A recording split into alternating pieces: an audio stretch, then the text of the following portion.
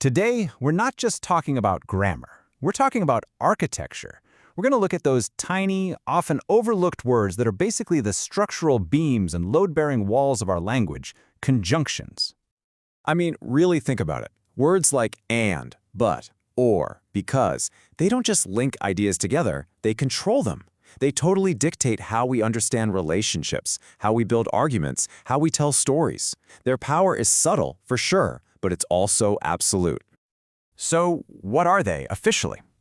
Well, at their core, conjunctions are the structural glue of language. They're the operators that take all the individual bricks, the words, the phrases, the clauses, and bind them into a single solid sentence. Without them, we just have a pile of linguistic rubble. So let's really treat these connectors like the unsung heroes they are. Because, every single time you pick one, you're making a fundamental decision about the meaning you want to build. And really, that decision boils down to this one core choice.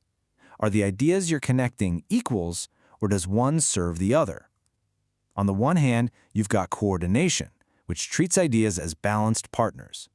On the other, you've got subordination, which creates a hierarchy, making one idea the star of the show and the other its supporting actor. This isn't just grammar, it's a choice about where you want to put the emphasis. All right, so let's start with that principle of equality. The main tools for this job are the coordinating conjunctions. These are your go-to connectors for placing ideas right next to each other in perfect balance. And get this, there are only 7 of them in English. The easiest way to remember them is with the mnemonic FANBOYS. For, and, nor, but, or, yet, and so. That's it. Just 7 words that form the absolute backbone of a balanced sentence.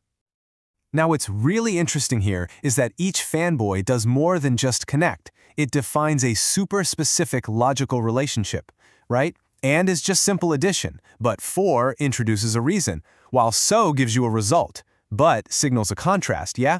But yet suggests a more surprising contrast, like it happened despite what you'd expect. It's all in the nuance. And here we go. This is probably the single most important punctuation rule to get right. If a fanboy connects anything less than 2 full sentences, like 2 verbs in she hiked and camped, you don't need a comma.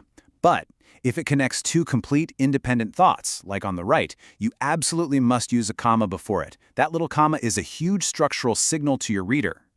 And this illustrates the rule perfectly. The March hare dipped his watch into his tea. Yep, that's a complete sentence.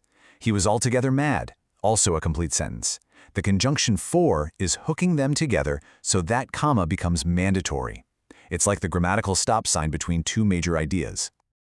Okay, so now let's move from that flat plane of equality into the much more dynamic architecture of hierarchy. This is how we make one idea serve another, creating sentences that have real depth and focus.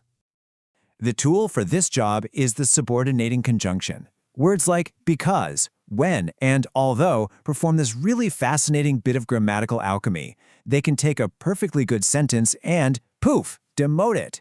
They turn it into what's called a dependent clause, which can't stand on its own anymore. It now needs a main idea to make sense. Okay, so take this sentence. It's a complete thought, an independent clause. It's totally happy all by itself. This is our main event. But watch what happens when we just add the word when. All of a sudden, when Charlie chugged the cola isn't the main event anymore. It's the warm-up act. It's been demoted to a dependent clause that just provides the context for the real story. That one little word, when, created a whole hierarchy of information. And the beauty of these subordinators is their incredible precision.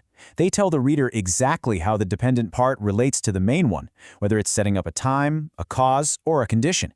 This is how you build those complex, analytical thoughts with total clarity. Okay, so now that we have the fundamentals of equality and hierarchy down pat, let's look at some of the more specialized tools in the toolbox. These are the connectors that really separate good writing from great writing, because they show an even deeper grasp of structure and style. Now this is a crucial distinction. Words like but and however seem like they do the same job, but grammatically they have different strengths. But is a true conjunction, strong enough to connect 2 sentences with just a comma. However, on the other hand, is an adverb, and it needs a much stronger piece of punctuation to do the same work, the semicolon. Getting this right is a real hallmark of sophisticated writing. Next up, we've got the correlative conjunctions. I like to think of these as the dynamic duos. connectors that work in pairs, like not only / but also, or either / or. And they have one non-negotiable rule: parallelism. This just means the grammatical structure that follows the first part of the pair has to be perfectly mirrored by the structure following the second part. It's all about that perfect symmetry. Here is a perfect example. See how after not only we have an infinitive phrase, to go away? That means after but also we have to have another one, to live. This creates a sentence with this powerful rhythm and clarity. You can almost hear it, not only to go away, but also to live. Perfect parallel structure. Now let's see how these choices actually create literary style. If you use simple coordination, just stacking equal ideas with and, you create what's called a paratactic style. It's direct, it's immediate, it's democratic. Each idea has the same weight, creating that punchy staccato rhythm that writers like Hemingway were famous for. And now contrast that with the hypotactic style. Here, the writer uses subordination, in this case because, to build a really complex, layered thought. The sentence isn't just a list of facts, it's an analysis. The first part explains the why behind the second part. This style, which you see a lot in Faulkner, allows for some seriously deep psychological and logical exploration. So let's just make that official. Parataxis, which is built on coordination, gives you a style of equality and immediacy. The writer stacks up the ideas, and it's up to the reader to kind of infer the connection. Hypotaxis, built on subordination, is all about hierarchy and analysis.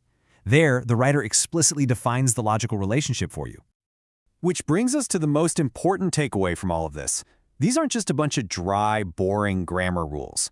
They are your rhetorical tools. They're the instruments you get to use to shape your message with precision and with intent. At the end of the day, every time you choose a connector, you're making a choice about meaning.